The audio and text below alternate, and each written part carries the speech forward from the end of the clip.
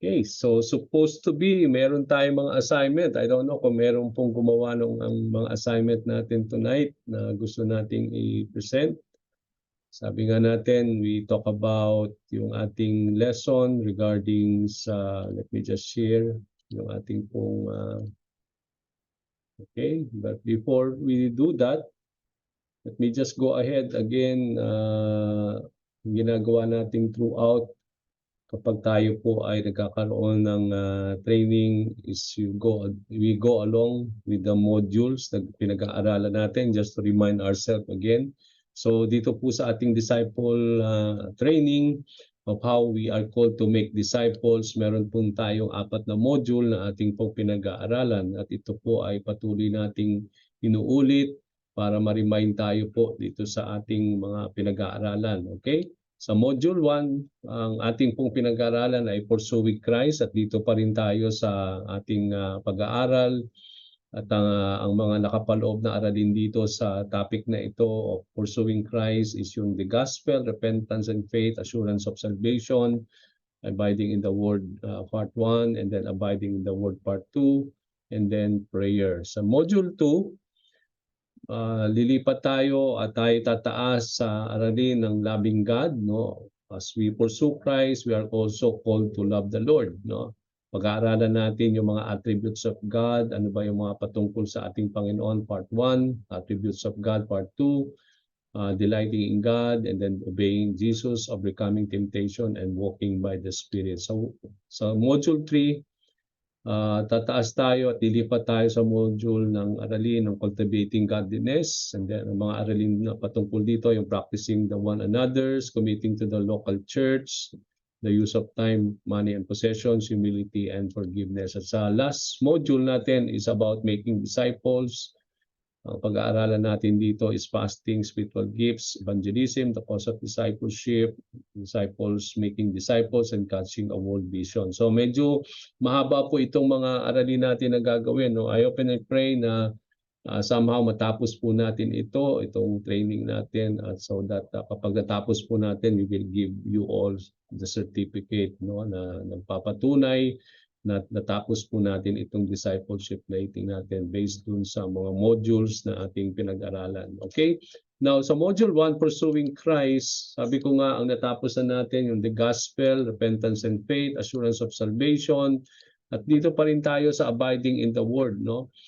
Somehow, perhaps this night, kapag natapos natin yung last lesson natin, yung ating mga assignment, maybe next week we will move to Abiding the Word Part 2. And then I hope na matapos natin yon, and so we can move to prayer. Okay, Abiding in the Word Part 1 pa rin tayo. Now, in our session on Abiding the Word, we are going to examine 5 different ways dito sa ating pong aralin about abiding in the Word. Meron tayong 5 pinag-aaralan. Ito yung hearing the Word of the Lord, and then reading the Word of God, studying the Word of God, memorizing the Word of the Lord, and meditating. So dito sa mga subject na ito, natapos na natin yung hearing God's words, no? Noong June 21, and then noong June 28, we also finished reading God's Word. At ito pong ating pinag-aaralan ngayon ay nandun pa rin tayo sa study, no? At ito po ay inumpisahan natin yung July 12. And I hope and I pray na last time natapos po natin yung lahat ng ating mga dapat malaman about itong sa subject na ito, about studying God's Word. At sabi nga natin last time, meron tayong assignment na dapat gawin po, no, na patungkol dito sa how we need to study God's words. At kung matatandaan ninyo, how to study the Bible, binigyan natin po ng acrostic itong study the Bible, no? Yung how do we study the Bible, at bawat letter ng Bible study ay meron pong kaakibat na mga things that we need to remind ourselves when we are doing a Bible study, no? Yung bawat letra ng Bible study, ito ang makakatulong sa atin kung paano ba talaga mag-aral ng salita ng Panginoon, no? Yung B, when we talk about B, yung we need to absorb in the text, ibig sabihin kailangan natin tong malaman, paulit-ulit na basahin, na to be absorbed in the text, yung talagang nalaman natin yung istorya o ano yung bagay na dapat nating maintindihan even before we try to understand the passage or the word, no? Ibig sabihin, kailangan natin itong maintindihan muna. Sabi ko nga last time, kapag alam na ninyo na hindi ka na nakatingin sa Bible, kaya mo nang istorya o kaya mo nang sabihin by your own words, ito ay nagpapatunay na you have already absorbed in the text. Yung we need to identify the central idea of the text. No? Kailangan natin malaman ano ba ang central na idea o thought nung passage na yon, kasi kapag na-identify natin yung central idea na yon, yun yung magiging title nung inyong Bible study, at doon nakapaloob yung mga bagay na dapat nating maintindihan. Kasi kapag nakuha na natin yung central idea ng passage, madali na pong i-explain, madali na natin ito ay gawa ng outline. Okay? Now, kapag nakuha natin yung central idea, we will need to build an outline. Based on the central idea, i-build natin, no? Bubuin natin yung outline patungkol dun sa central idea. Kung baga sa ano, pag sinabi nating central idea, very general po yon, pero for us to establish that idea, kailangan nating i-establish, no? Kailangan nating gumawa ng mga outline na makatutulong para i-establish natin yung pinaka-central na idea ng passage na yon. Okay? At last time, pinakita nga natin yon. Yung L sa Bible study is look for repeated words and phrases. Tingnan daw natin yung passage sa mga pinauulit-ulit na mga salita o mga phrases na nakapaloob dun sa passage na ating pinag-aaralan. Yung E sa Bible study is examine the context. It means to say, tingnan natin yung verse na yan kung saan nakapaloob na context. Maaaring ito ay nakapaloob sa mga verses sa itaas at sa mga verses sa ibaba, no? Kailangan nating i-consider yung context noon. Hindi natin pwedeng intindihin lang yung a single verse without examining and without understanding the context of that passage. Okay? Now, yung S dun sa study, see the connecting words. May mga connecting words tayo na dapat maintindihan, may identify, na makakatulong din sa atin kapag tayo nag-aaral ng mga verses sa Bible, no? Mga connecting words, 'di ba? Yung mga and, no? Yung mga or, yung mga ganyan, therefore, so but, okay? So i-highlight po natin 'yon kasi meron pong binibigyan ng pansin itong mga connecting words na ito, at kailangan natin maintindihan po 'yon at kailangan natin ma-identify. Now the 5 W's, no, yung who, why, where, when, and what. Okay, so napaka-importante po 'yan. Sabi ko nga no last meeting natin last week, na intindihan na natin 'yan kasi nung ating inductive Bible study na ginawa natin yung mga previous months natin,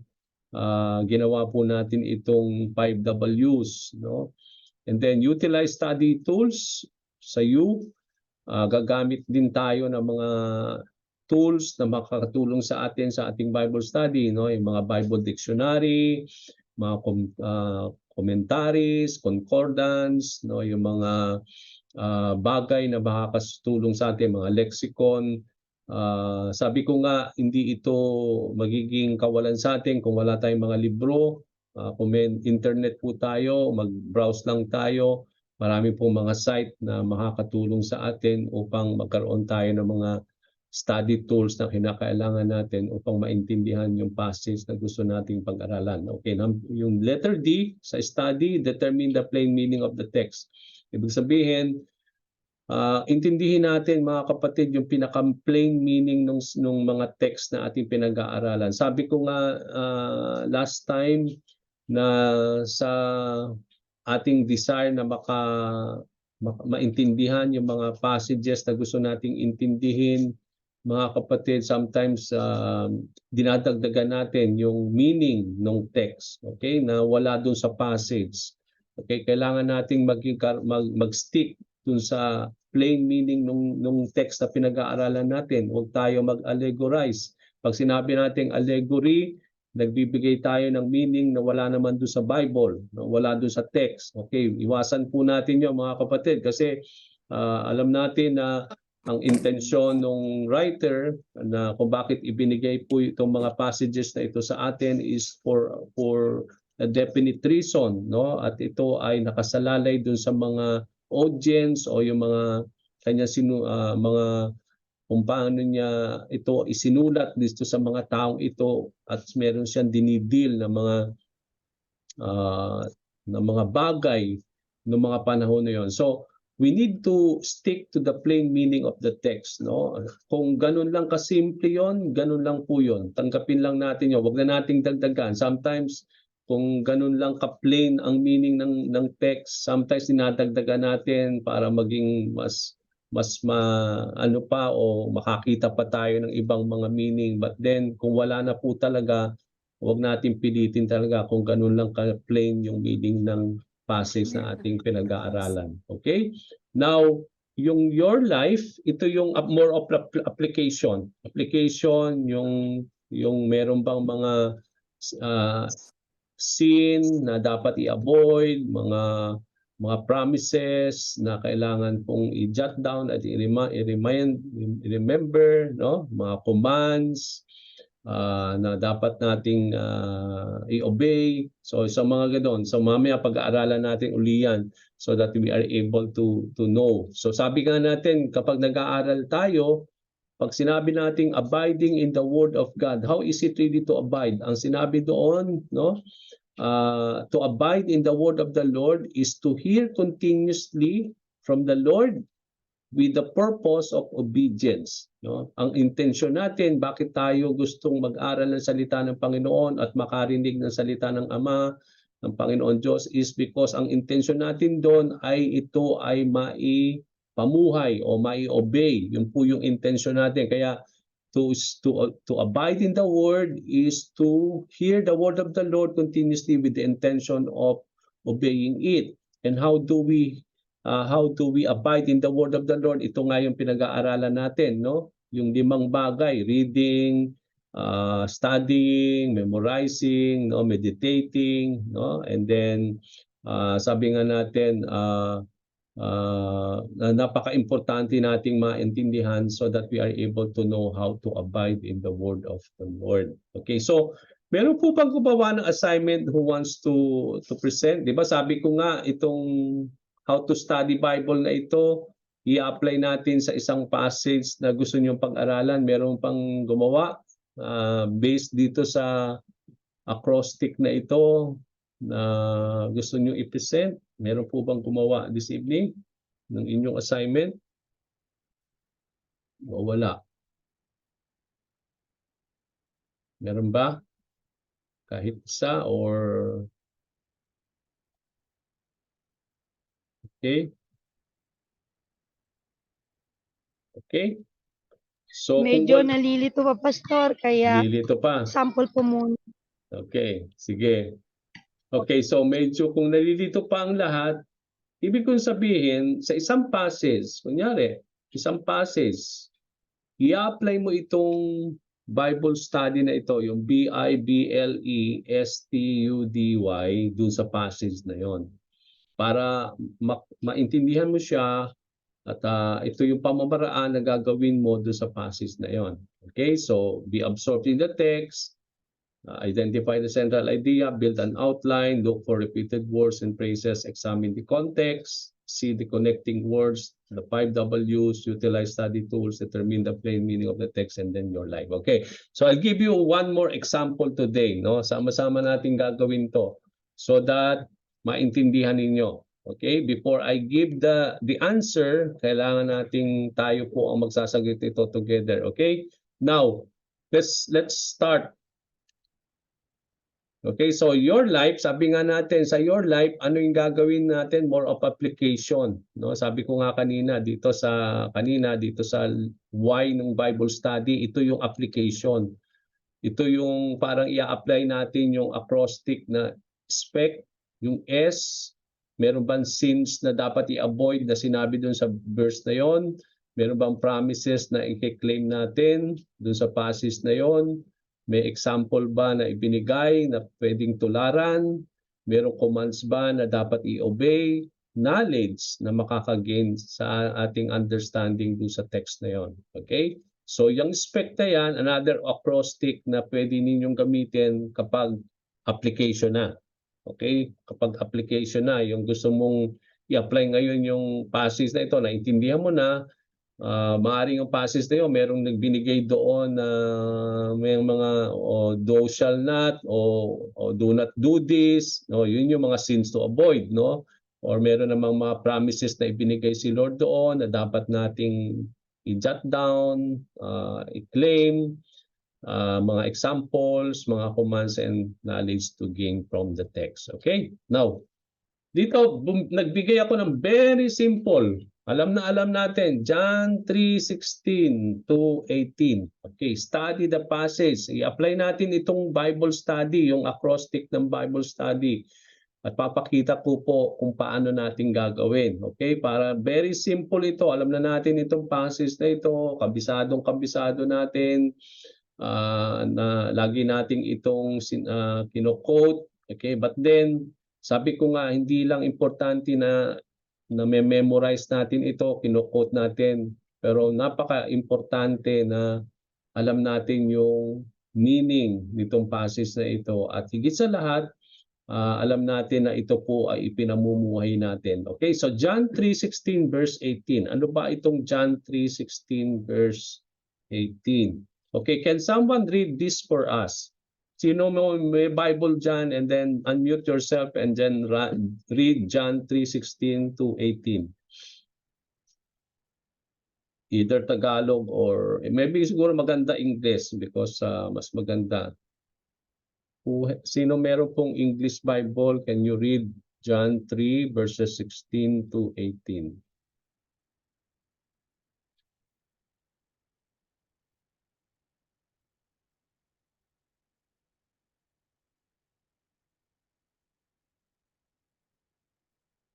Anyone?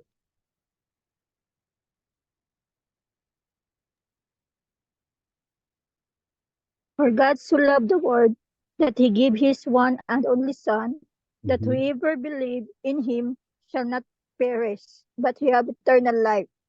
For God did not send his Son into the world to condemn the world, but to save the world through him.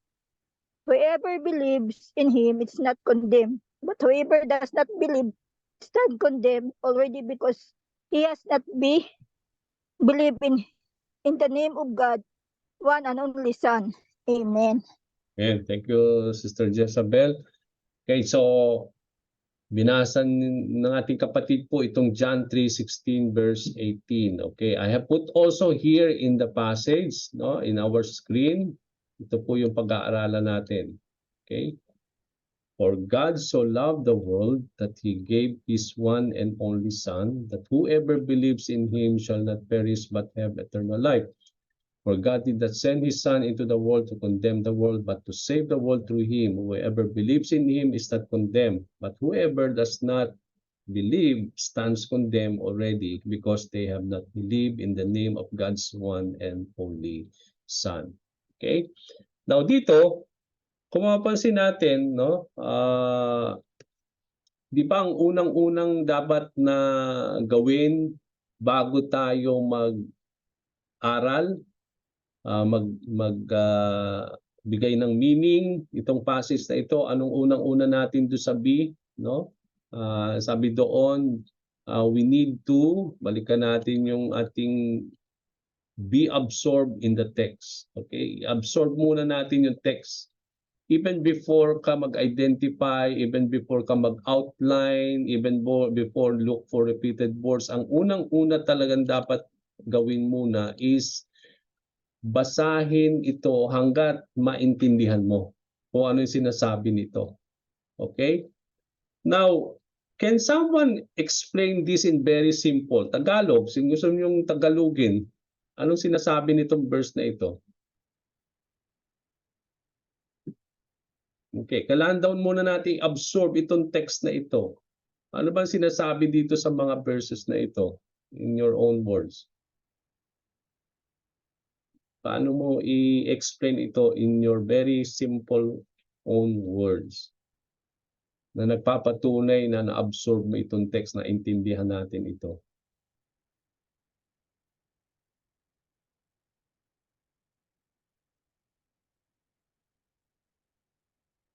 Okay, unahin natin sa verse 16 muna tayo. Anong sinasabi ng verse 16?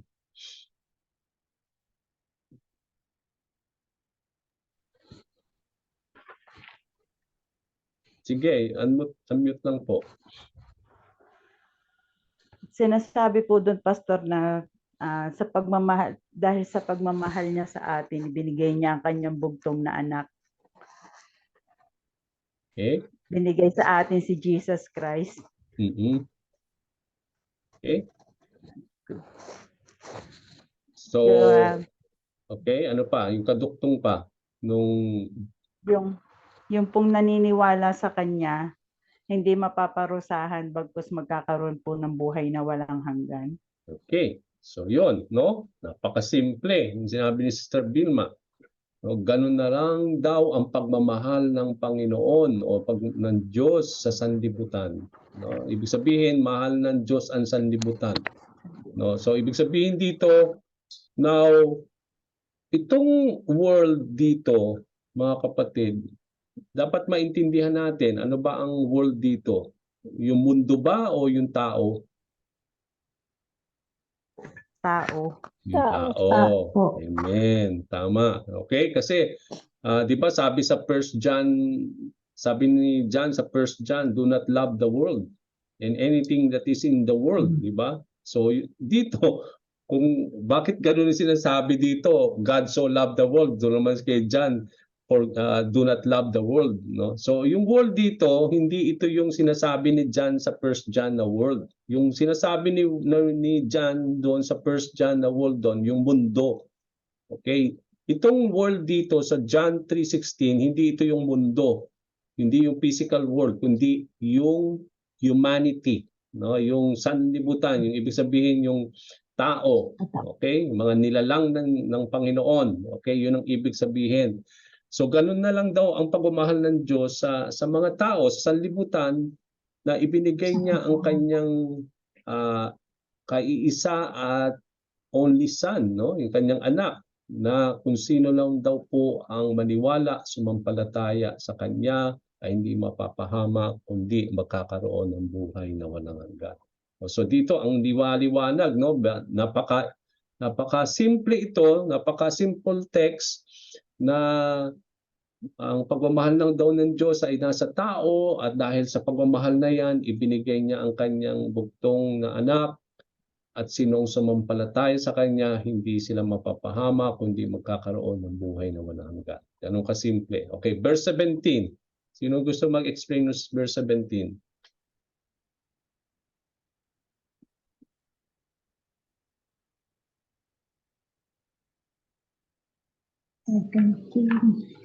Sige, Sister Marie. Verse 17 po, Pastor, ay sabi nga din, isinugo ng Diyos ang kanyang anak hindi upang hatulang maparusahan ang tao, kundi upang iligtas ang mga tao sa pamamagitan niya.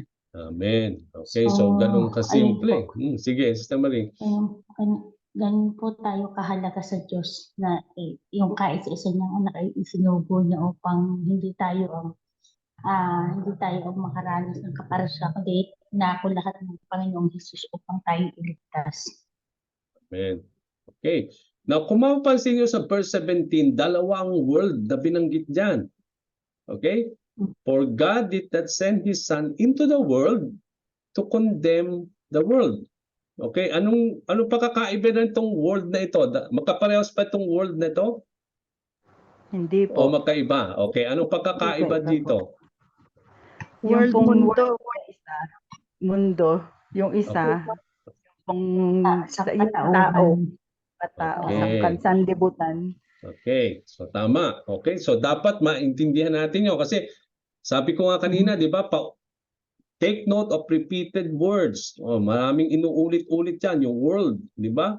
Ilang beses binanggit yan yung world. Ngayon, isa lang ba yung meaning nun? Kasi dapat maintindihan mo. Kasi kung hindi mo maintindihan, maaaring malilito ka. No? maaring ang daming word dito, no, na ano bang ibig sabihin ng word dito? So yung unang word dito, that God did not send His Son into the world, okay, itong mundo, to condemn yung sanlibutan. Okay, yun yung sinasabi doon, no? Dalawang ang tinutukoy dito na world, no? Hindi sa parehong world. Yung isa yung physical world, isa naman yung when it comes to humanity. But to save the world through Him. Okay? So dito, maaring pwedeng sabihin nga natin na ito ay both physical and to itong yung humanity when it comes to the world, no?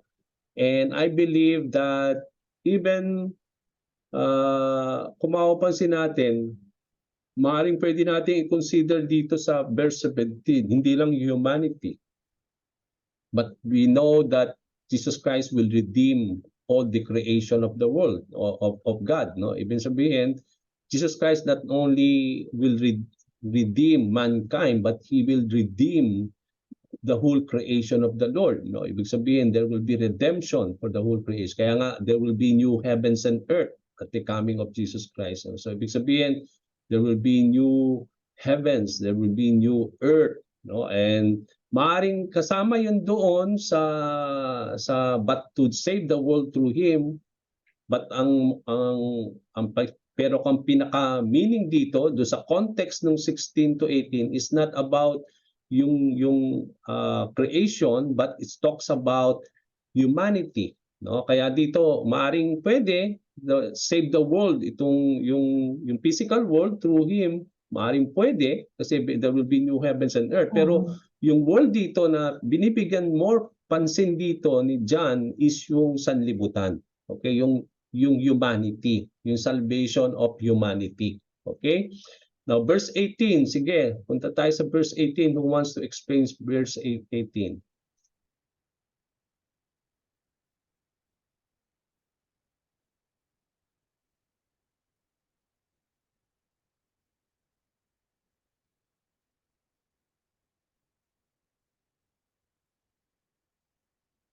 Okay, anyone? Verse 18.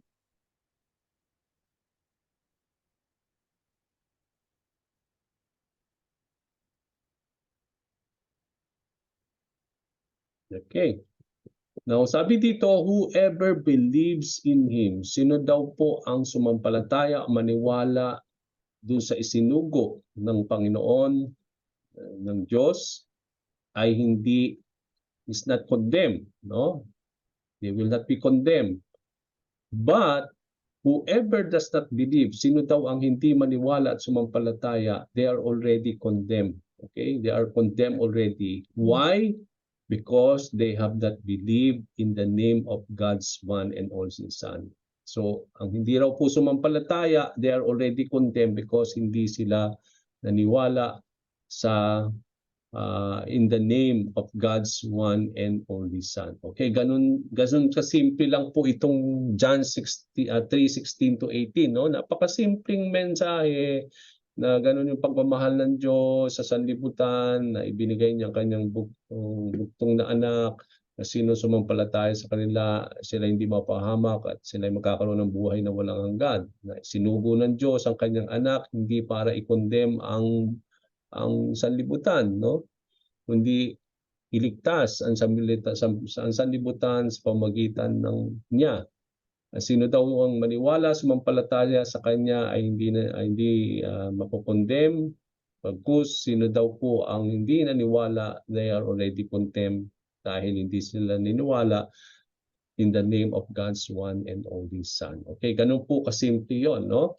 So, the first thing to do when studying the Bible is this passage, no, is to read it over and over until you have seen everything you can see in it. So ganun lang, parang ginawa natin, inabsorb lang natin yung text, hindi muna tayo gumawa ng mga kung ano-ano, inintindi mo lang muna siya, no? Yun yung kailangan unang-una na gagawin ninyo kapag tayo ay nagba-Bible study. Absorb yourself in the text. Intindihin mo lang na kailangan mo maunawaan ano ba sinasabi nito, no? Para at least bago ka mag-aaral, bago ka gumawa ng mga bagay, na mga method of studying it, naintindihan mo muna by yourself ano yung sinasabi nitong text na ito. Gaya ng ginawa natin kanina, no? In-explain lang muna natin in very simple words ang inong sinasabi nito, at dahil naintindihan na natin, so that we can now proceed. Okay? Now, identify the central idea. Okay. Dito sa John 3:16 to 18, ano ang mga central idea o ideas na makikita ninyo? Let's go back to the passage. Anong central idea ang makikita ninyo dyan? God's love, Pastor. Okay, God's love. Ano pa? Pwede. Okay? God's love. Yes. Ano pa?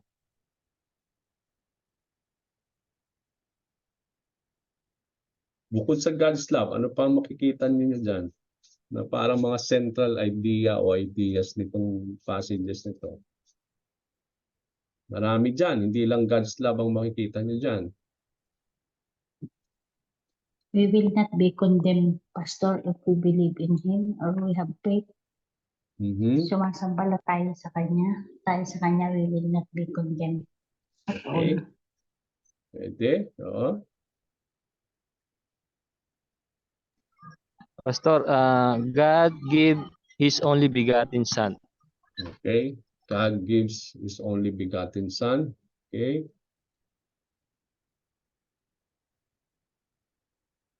Meron pa kayo nakita?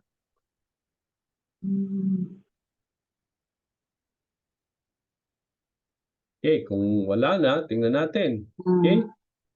Meron pa? Eternal life, Pastor. Eternal life. We will not Yeah. be perished, but we will have eternal life.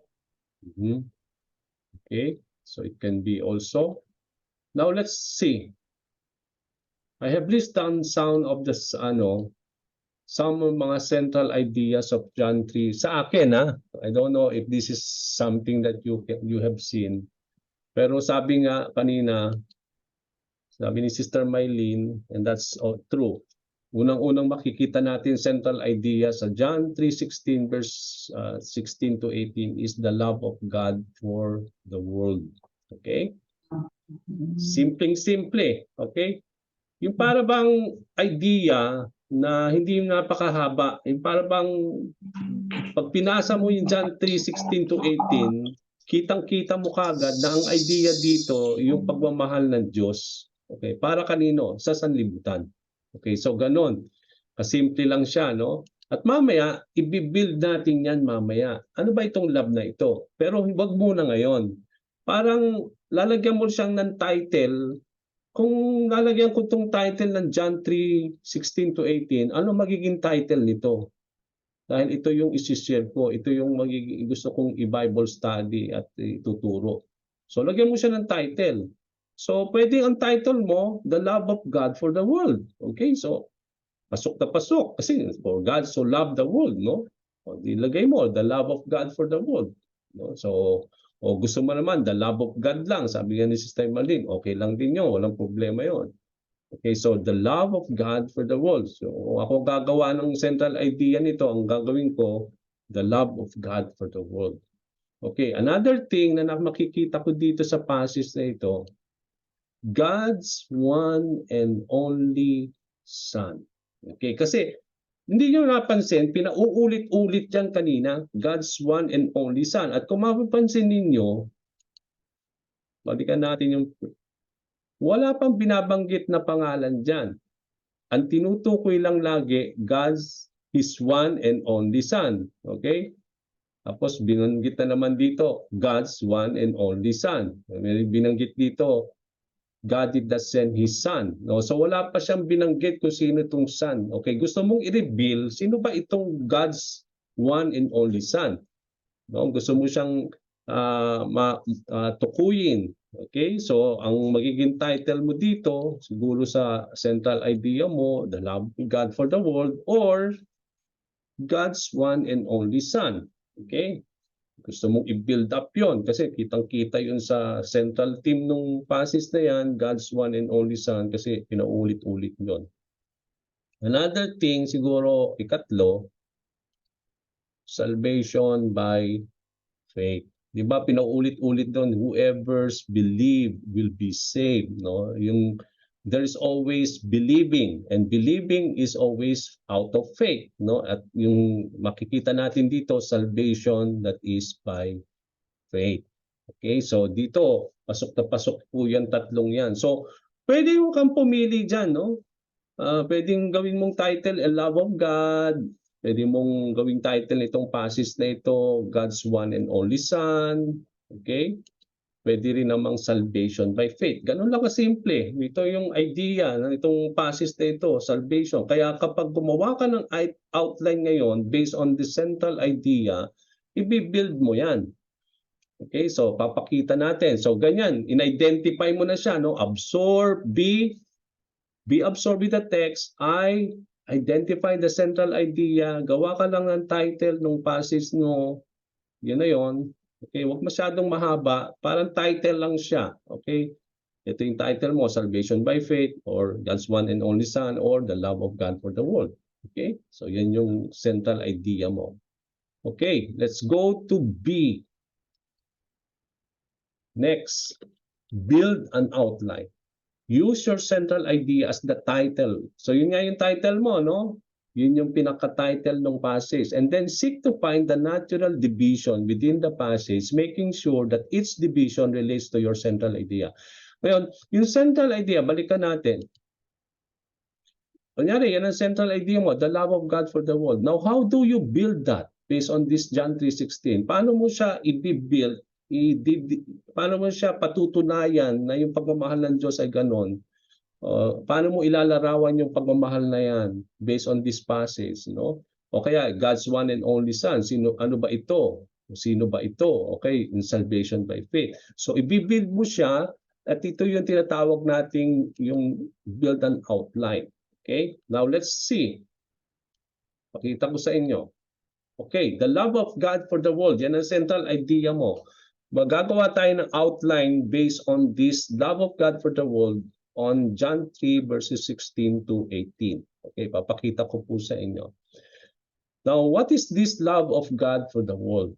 Okay, number one, makikita natin dito, it is an agape love. Okay?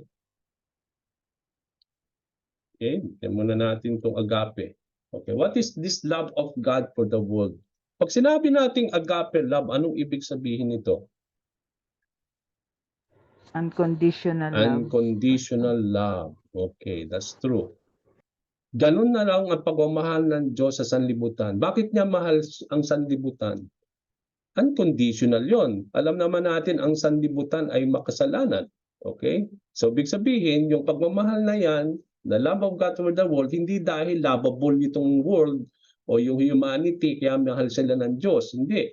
Hindi dahil mabait sila or anything, but dun sa passage na yan, nagpapatunay that they are sinners. Kaya nga, isi-save sila from their sins. Okay? So, ibig sabihin, dahil sila yung mga makasalanan, ang pagmamahal na ito ng Panginoon ay napakalawak. Unconditional siya. Kasi kung conditional yan, hindi pwedeng mahalin ng Diyos ang world. Kasi kung may kondisyon ng pagmamahal niya lagi na ibibigay niya sa libutan, then hindi tayo mamahalin ng Diyos dahil tayo makasalanan, dahil ang sanlibutan ay makasalanan. So it is an agape kind of love.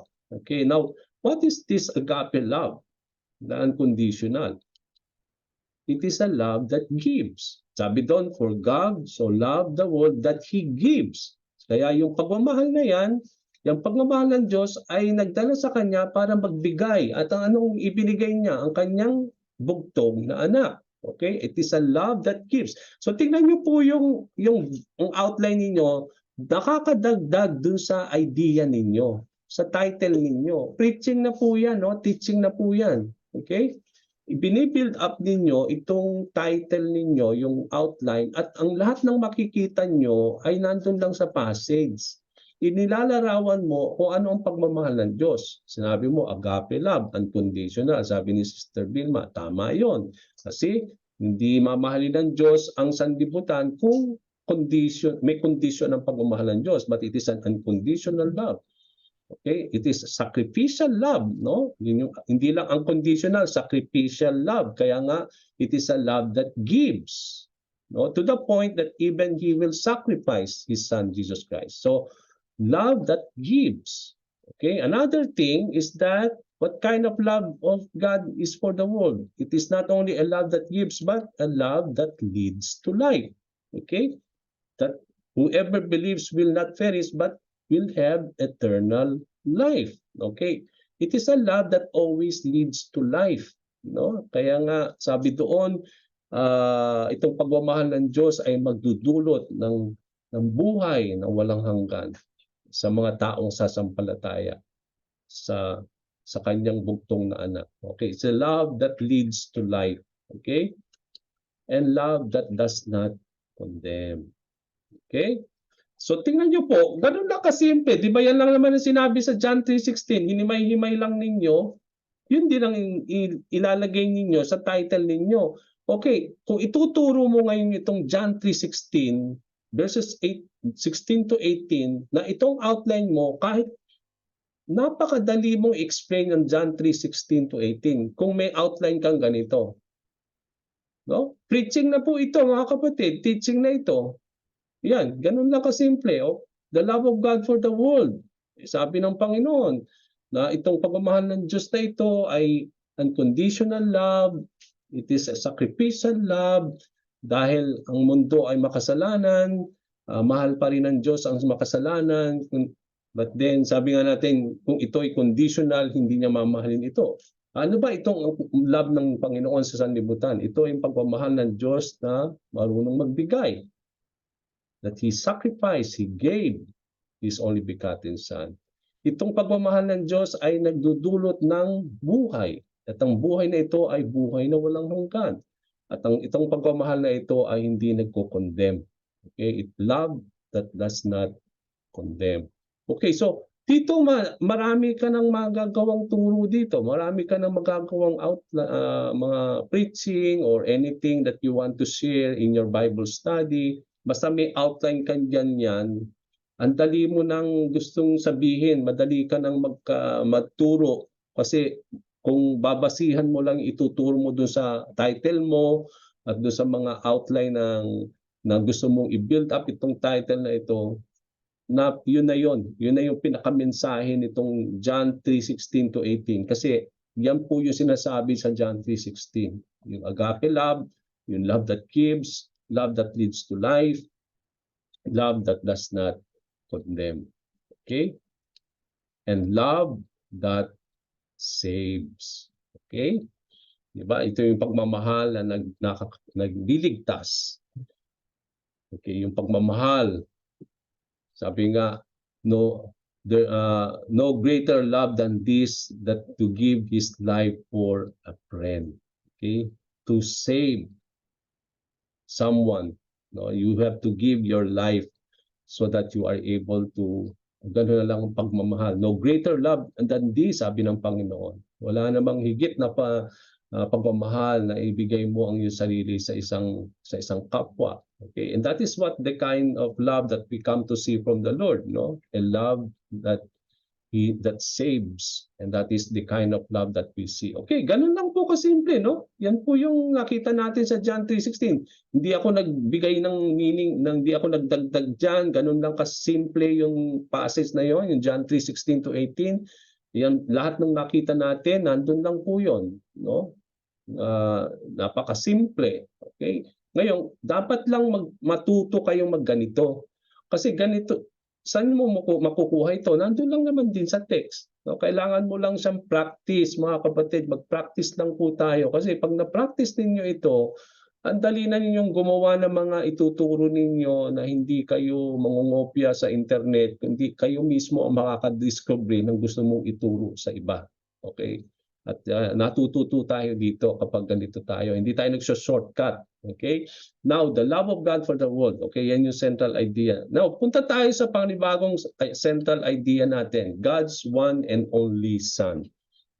Okay, kasi sabi doon, talks about the one and only Son of God. Okay, so central idea natin to build up this topic o yung outline natin, ang unang-una kung pwedeng ilagay dito, i-establish ko muna sino itong God's one and only Son. And it is Jesus Christ. No? Kung mapapansin natin dito, ang tinutukoy dito ng Panginoon na God's one and only Son, at establish mo yan. Ngayon, kung meron dong verses na pwedeng idagdag natin dito na magpapatunay na si Jesus nga talaga yung bugtong na anak ng ating Diyos. Okay, so Jesus is God's one and only Son. So na-establish natin yon. Okay, so another thing that we need to understand, giving of God's one and only Son. Nakita natin sa John 3:16 to 18, ibinigay yung God's one and only Son. For God so loved the world that He gave. So the giving of God's one and only Son. Okay? Ibinigay itong one and only Son. Another thing is sending. Hindi lang ibinigay, isinugo. No, sending of God's one and only Son. Okay? And then believing in God's one and only Son. Kasi yung kung makikita natin doon sa passage kanina, no, balikan natin. Okay, sabi dito, because they have not believed in the name of God's one and only Son. So, believing in God's one and only Son. So, pwede nating sabihin yung ganon. Okay. Okay. So, God's one and only Son, that is Jesus Christ, and the giving of God's one and only Son. For God so loved the world that He gave, sabi doon, and He sent His Son, sabi doon, not to condemn the world, but to save the world. No? It's the sending of God. And then sabi doon, by believing in God's one and only Son, okay, they will be saved or they will have eternal life. Okay? Okay, tingnan natin yung last thing natin, last central idea natin, salvation by faith. Okay, sinabi doon, whoever believes will be saved. They will not perish, but they will be saved. Okay, salvation by faith out of love. No, it is a salvation by faith, dulot ng pagmamahal ng Diyos. No, it is a salvation that is by faith out of God's love. No. Okay, number 2, salvation by faith in the Son. Okay, hindi lang faith out of love of God, but it is a salvation by faith in the Son of God. Nakabase kanino? Faith in the Son. So yun yung makikita natin doon. Another thing, salvation by faith leading to life. Okay? So I think that's it, no? Pwedeng ganyan lang. Salvation by faith out of love, salvation by faith in the Son, salvation by faith leading to life. So dati ito, nakakatulong doon sa title mo, yung central idea mo. At saan mo kukunin itong outline mo, yung title mo? Doon sa verse mismo. Wala akong dinagdag dyan. Lahat ito, nakuha ko lang doon sa verses niyan, no? Yung 16 to 18. Kailangan lang talagang practice, mga kapatid, para to put that into words. Kasi yun lang medyo tricky at medyo hindi ganun kadali. Pero kapag nahuli mo naman yan, yung idea mo, parang kapag nahuli mo yung title mo, inuulit mo lang naman yung title na yon. Ano bang ibig sabihin nitong title? Ano bang gusto kong palabasin dito? Ano ba yung sinasabi dito sa title na ito, sa passage na ito? O yun lang yun. No? Point 1, salvation by faith, that is out of love. It is salvation by faith in the Son of God, in God's only Son, and then salvation by faith that will always lead to eternal life. Okay? Okay, so I think that's it. So, ngayon, punta tayo doon sa susunod na letter, B-I-B-L. What is L? Look for repeated words and phrases. Tingnan daw natin, ano ba yung mga words na pinauulit-ulit doon, mga phrases. No? Ang daming inulit-ulit doon sa John 3:16 to 18. No? World, sabi ko nga, ilang beses inulit-ulit yon. So, kailangan nating ma-identify, in-identify natin kanina, hindi isa lang meaning niyan. Hindi, ibig sabihin, merong world na tinutukoy ay physical world or in the earth. Meron din tinutukoy ng world on when it comes to humanity. Okay. Inuulit-ulit din yung one and only Son. Ilang beses sinabi yan. Okay? And then believes. Ilang beses din binangkit yan, believes. And then condemn. Inuulit-ulit din yon. Okay? So we talk about itong mga words na ito. Ito yung mga pinaulit-ulit. Na alam natin na ito, may kinalaman yan doon sa message o yung pinaka outline ninyo or yung title ninyo, no? Kung mapapansin ninyo, may kinalaman lagi itong mga words na ito when it comes to your central idea or ano man yung binibuild ninyong outline patungkol dun sa central idea. Okay? Okay, di ba kanina pinakita ko lang, no, one and only Son, ginamit natin yan kanina, yung believes, ginamit din natin yan kanina sa outline natin, sa central idea natin, to condemn them, and then the world. Okay, so B-I, B, and L, and then sa Bible, letter E sa Bible, examine the context. Okay, dun sa anong context ng John 3:16 to 18. Kung makikita ninyo, hindi niyo siya pwedeng tanggalin na ganun lang.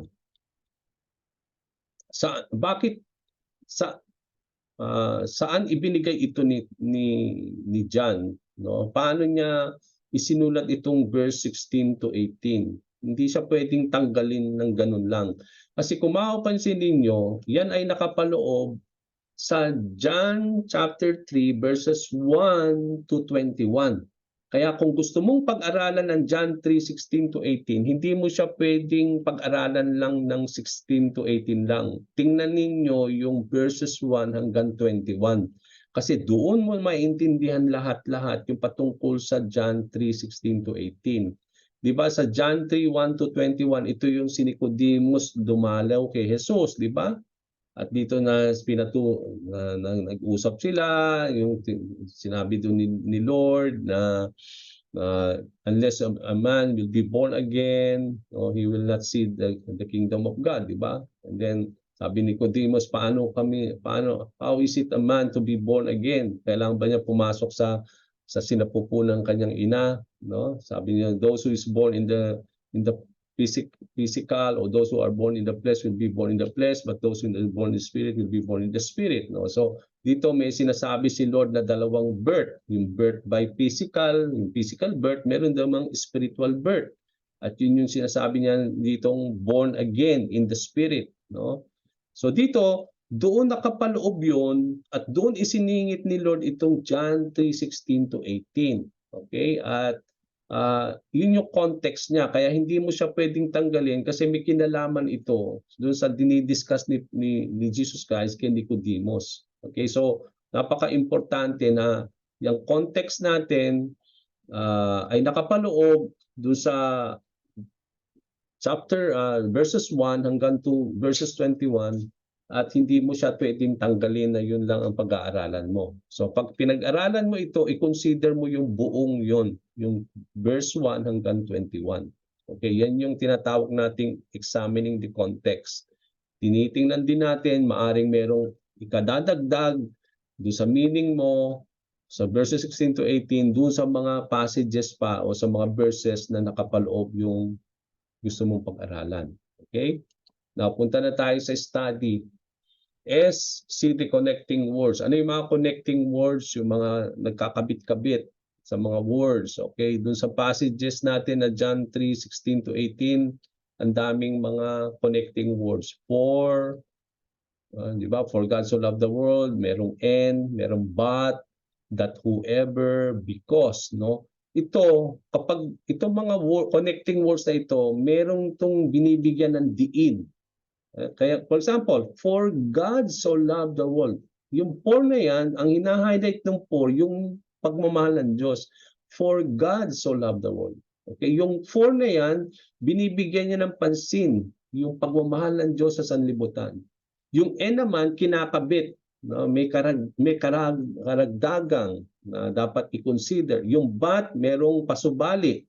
Merong sinasabing blah, blah, blah. Pero, okay, yung but, may kaduktong yon, no? Parang binibigyan niya ng pansin yung second kasi but, no? Yung pero ganito. Okay, that whoever, sino man, okay? Sino 'yon? Kailangan intindihin niyo kasi whoever, sino ba itong whoever na ito? Yung because, bakit? Okay, so nagbibigay siya ng sagot. Bakit? Kaya because. Okay, so dapat iniintindi ninyo yan kasi napaka-importante ang mga connecting words na yan. Especially when you are building your outline and when you are building your message based on your central idea or certain theme. Okay, so napaka-importante ninyong i-highlight yung mga connecting words na yan kasi makakatulong yan sa inyo. Okay, now study ST. Okay, the 5 W's. Ayan, alam na ninyo sigurado ito, yung mga 5 W's dun sa text natin. Ililista ko na lang para madali tayo. Who gave and sent Jesus Christ? Alam na ninyo ang sagot dyan. Si God gave and sent Jesus. Who is God's one and only Son? Jesus Christ, di ba? Who will be saved and condemned? Whoever will believe will be saved. But who will not believe, they will be condemned. Okay? Diba? Why God gave and sent His one and only Son? Because of His love. Okay? Because of His love for the world. Okay? And then what happens for whoever believes, they will be saved. No? What does world repairs? Nga, sabi natin kanina, yung world, iba-ibang meaning noon. Sanlibutan, merong it refers to humanity, it refers to the physical world or to the earth. Okay, so dito, ginamit na natin yung mga W's kasi makakatulong po yan sa inyo kapag ang tawag natin dito, yung para bang hinihimay-himay natin yung salita ng word. And how do we do that? We ask the 5 W questions. No? Who, what, when, where, and why, at makakatulong sa atin yan in understanding the word of the Lord. Okay? Then you utilize study words. Okay? Sabi ko nga, hindi ito kawalan sa atin kung wala kayong mga concordance na libro, mga dictionary, Bible dictionary. May mga online. Papakita ko po sa inyo itong dalawang site. Ito yung madalas na ginagamit ko. Okay? Online. Well, very reliable siya. Take note of it. If you want, you can discover it if you have your Bible, if you have internet in your laptop or everything. Tingnan niyo po ito. Number 1 is itong Blue Letter Bible. Ito po yun, no? Yung site niya, www.blueletterbible.org. Makikita niyo dito, meron silang mga Bible commentaries, meron siyang mga Bible references, meron siyang biblical language resources, meron siyang Bible courses, mga languages and other theological resources, topical indexes, may mga multimedia din. Okay? So, i-type mo lang dito yung verse, lalabas po yun. Gusto mong anong translation, King James, NIV, ilalabas niya lahat yan. Okay? So, yan po yung isang site na pwede ninyong gamitin, okay? Na pwede ninyong, kung gusto ninyong tingnan yung commentary na itong passage na ito, mga passage, mga Bible meaning ng mga words, pwede ninyong gamitin po yan, yung blueletterbible.org. Another thing is yung studylight.org. Ito naman siya, studylight.org. Kung mapapansin nyo, ganun din. Meron siyang mga Bible commentaries, verse by verse commentary. Meron siyang iba-ibang commentary ni Adam Clark, ni Albert Barnes, ni John Hills.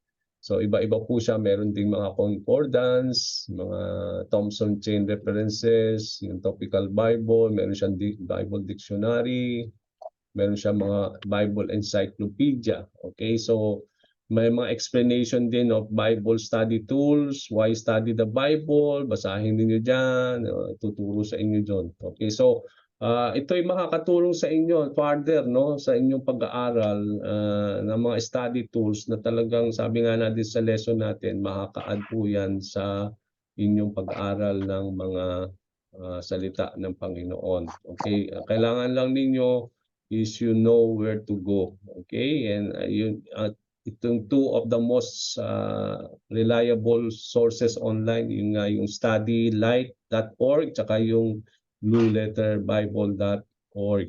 Okay, type lang ninyo doon sa Google and then click, mapupunta na kayo doon sa site. Okay, magagamit po ninyo yan mga kapatid. Very useful itong mga site na ito if you are studying the Word of the Lord, verse by verse or passages, makakatulong yan. It gives you commentary. Sa commentary, yung ini-explain nila further itong verse na ito. So, kaya lang, sabi ko nga, itong mga studies tools na ito, hindi kaagad ka pupunta dyan. Okay? Yan ay parang huli na, para lang karagdagan. Kasi huwag tayo mag-shortcut. Kasi minsan, diretso na tayo sa mga ganito, parang kakopyahin na lang natin. Hindi na natin naintindihan kung ano yung gusto natin ituro. Okay? Hindi pwedeng ganoon. Kailangan gawin mo muna yung gusto mong gawin by yourself. And then, after doing that, that's the time that you go to the Bible study tools and just to add some more dun sa mga nakita mo na at na-discover mo na. Okay, just also to correct what you have done. Okay, kung tama ba talaga yung ginawa mo. Okay, so determine the plain text. Ganun lang, no? Ganun lang kasimple po yung John 3:16 to 18. Hindi tayo nagdagdag ng wala doon. Okay? So, wag nating bigyan ng ibang meaning. Ganun lang, kunin lang natin yung kung ano yung mga sinabi doon. Wag tayo mag-allegorize, no? Dapat maging simple lang base doon sa salita ng Panginoon. Okay? Then, your life, ito na yung application. May mga sins to avoid, wala naman tayong sins to avoid doon, no? Wala naman sinabi doon. Promises, wala naman sinabi, but ang promises doon, whoever believes, no, will have eternal life. Siguro isa yun sa mga promises ni God na makita natin sa John 3:16. Highlight ninyo, example to follow.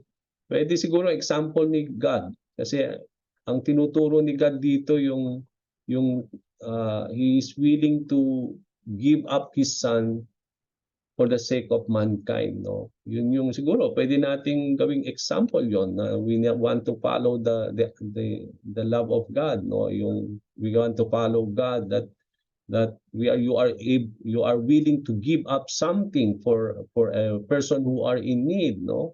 Kasi yun yung example na nakita natin kay God. Pwede mong gawing example, pwede mo yung gawing modelo na ipamuhay mo na you are also giving to those people who are in need, no? You are willing to sacrifice something for that person. No? At yun nakita natin yun yung even God is willing to sacrifice his son. Okay, commands to obey. Wala namang masyadong command na ibinigay doon. Okay, yung knowledge siguro, yun yung mga knowledge na nakita natin sa text, no? Na yung about salvation by faith, na yung about God's one and only Son, yun yung mga knowledge na nakita natin doon sa text. So, itong spec na ito, more of application na ito na makakatulong sa inyo in applying what you have learned from the passage. No? So, maaring iba niyan, wala doon sa passage, but then kung ano lang yung mga applicable dito sa SPECK, sa spec, so ilagay ninyo kung iba hindi applicable, huwag nating ilagay, okay? But then ito po ay makakatulong sa inyo in applying the truth that you discover and you want to apply into your life. Okay, so that's it. No, mahirap ba? Hindi naman masyado mahirap, no? Simpleng-simple lang, siguro kailangan lang ninyo matutunan mga kapatid yung stick lang kayo dun sa binigay natin kanina, yung Bible study, be absorbed, no? Practice lang. Kailangan lang ninyo na mag-practice ng mag-practice mga kapatid. Kasi itong kailangan nating matutunan eh. Kasi alam na ninyo yung principle, pati yung mga natutunan natin doon sa inductive Bible study. Kaya lang nagiging mahirap kasi nga hindi kayo nagpa-practice. So in your free time, practice mga kapatid. Sa inyong devotion, practice ninyo ito.